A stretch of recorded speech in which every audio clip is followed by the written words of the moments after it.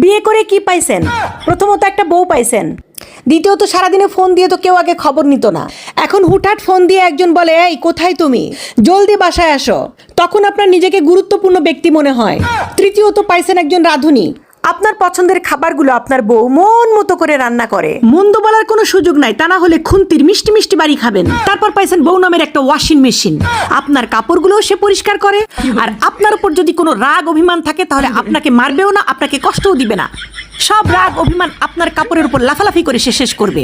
তার উপর বউ নামের একটা free free auto tape recorder পেয়ে গেছেন।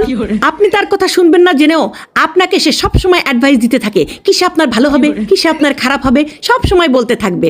আপনাকে নিয়ে সারাদিন যে চিন্তা করে। প্রতি সপ্তাহে খুব বড় সড়ো করে আপনাকে একটা বাজারের লিস্ট ধরিয়ে দেওয়া হয়, যাতে আপনি কম খরচে কিভাবে বেশি জিনিস কিনতে পারেন। তারপরে আপনার নিজের ঘরে আপনি রাত 10টার পরে ঢুকতে পারবেন না, সেই জন্য একটা বউ নামের দারোয়ান আপনি পেয়ে গেছেন। বউয়ের সাথে সাথে শ্বশুর শাশুড়ি শালা